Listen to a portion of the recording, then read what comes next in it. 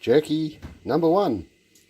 Okay, I use blade because it has that silver skin.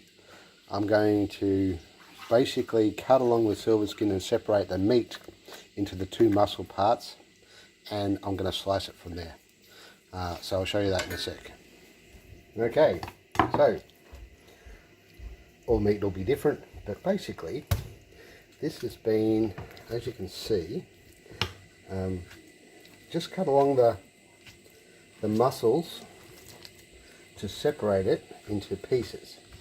Because what you don't want to have is that big bit of silver side, or that silver skin, running through your jerky, because that's not very nice.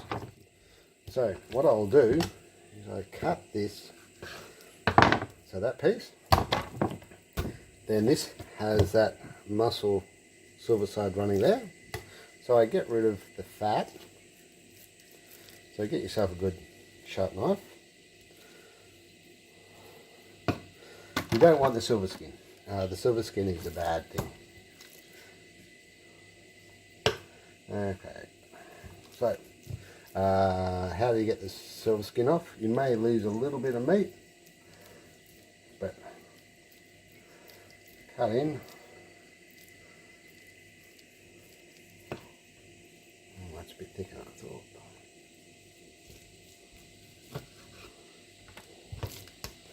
And then along here, you should be able to follow it pretty well. And once you've got it started, then you can actually just pull it apart. The meat, if you just push your thumb through, it will follow the muscle quite well usually. Anyway, just do what you can do the best. But anyway, say we end up with your different pieces.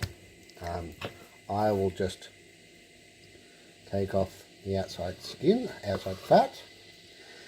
So while marbling's good, you definitely don't want this silver skin, because that's the bit that's going to be a bit tough. So the marbling, so the fat lines in the meat are good, but silver skin is bad.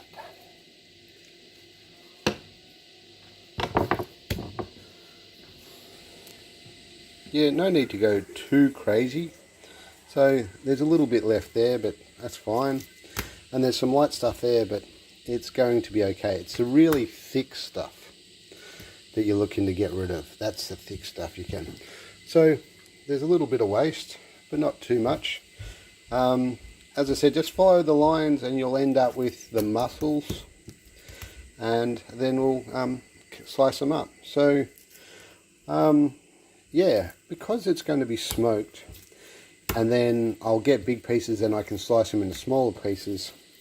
It doesn't really matter if you go with or against the grain to start with, because again, when you cut them a second time. So I try and cut them and make them large, because that means they don't fall through the grate when I smoke them. So I'll cut it, slice down like that. That one there, I'll slice this one here, I'll slice that way. That one there, yeah, that one might be a slice this way. So yeah, okay, that's the meat done. Try just to get overall, it doesn't matter about size, it's about the thickness. You're trying to get a universal or consistent thickness in your meat, you know, so it's a good thickness to allow the marinade. But don't get too worried about it. Also, if you are concerned about it, make sure your knife is sharp. And also, you can freeze your meat. So stick your meat in the freezer for about 30 minutes, and that means when it comes out, it'll be easier to slice. I find you don't want to slice it too much, because when you dry it, it's going to lose a lot of its moisture anyway. So, but yeah, just cut it, let your knife do the work, go slowly, cut it as thin. God, don't get too worried about exact size, but maybe, you know, what's that? 0.5 of a centimetre, you know, but yeah, don't worry too much about it. Okay, the marinade. Okay, so I'll post it in, but there's a cup of white vinegar. I've got some onion powder, white pepper, garlic, coriander, chili, barbecue sauce, bicarb, brown sugar. So start with 1 cup. Use a bag. Recommend a bag better than anything else. But a cup of vinegar, barbecue sauce, and I'll put the rest in. Half a cup of brown sugar. We'll rinse that out. Tablespoon of white pepper. That's really important. I use a tablespoon of coriander, a teaspoon of garlic, a teaspoon of onion powder, and a tablespoon of bicarb right at the end. And look, the chili is up to you. I use a tablespoon. Last time I used half a tablespoon, but it seems to be still too much for some people. It's spicy. But there's a million recipes on different marinades you can use online. Just find one that suits you. This one seems to be good. So I put the meat in and marinade. Just rub the marinade over before I put the last bicarb in, because you know what happens when you put it.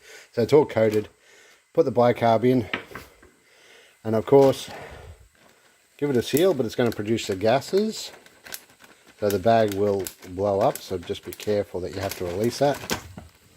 And then give it a bit of a mix, and as you can see, the gases are working. It helps tenderize the meat a little bit. As you can see, the bag, I keep got a bad habit of doing it, the bag is blowing up. It'll get to the stage where it'll pop if I don't release it. Anyway, that's pretty much it. I release the bag, put it in the fridge and leave it overnight.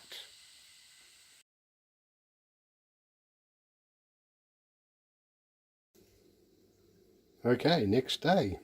So I do recommend you do drain your marinade, just because it'll make it a lot easier and less messy when you put it on your barbecue.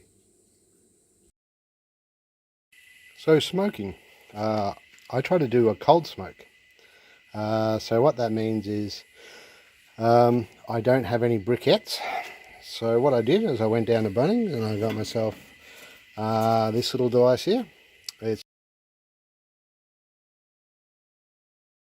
just a hollow tube, and basically what I do is I fill it up with wood pellet grill pellets. I stick a fire lighter at the end, and then I light that fire lighter, let it go for about 10 minutes until the pellets are lit, and then I blow it out and I just hang the meat or place the meat on the grill, and then I smoke it for 2 hours, or basically until this empties, which is about 2 hours. I keep all my vents open on my griller to get the air circulation, and yeah, it's a cold smoke, so it actually, I'm not trying to cook the meat, I'm just trying to smoke it. So there's lots of different pellets. There's some apple ones here you can get, and this one's hickory. Just get them from Bunnings. They're not too expensive and they last for ages. But yeah, we'll do that in a sec.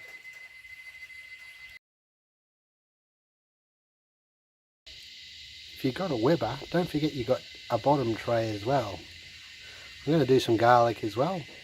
You can smoke heaps of things with a cold smoke. You can do cheeses, you can do capsicums, lots of different things, but just remember, the garlic will take 2 hours worth of smoke, capsicums won't. Okay, lighting the smoker.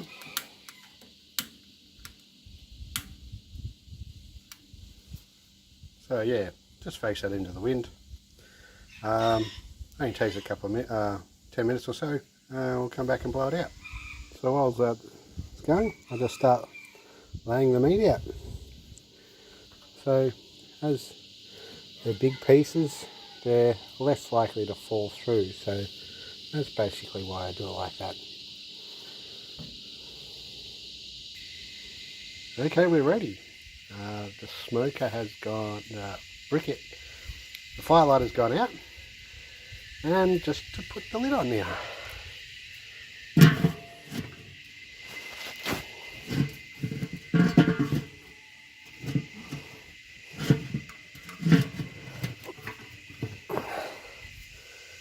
And hopefully start seeing smoke coming out.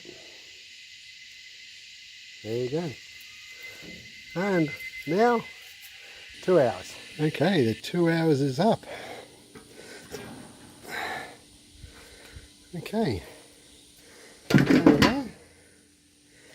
Everything's still, the meat will still be raw. Some of it's over here. It's a bit cooked, but that's alright, we're going to dry it out. So it's pretty much, yeah, there you go. I use just a food dryer. So it's a fairly simple device. It just has trays that sit on top of each other. You place them in. Each layer would have the jerky after it's been smoked. And then this, which is just basically a hairdryer, goes on top. And it just dries the meat. I do this for about 6 hours.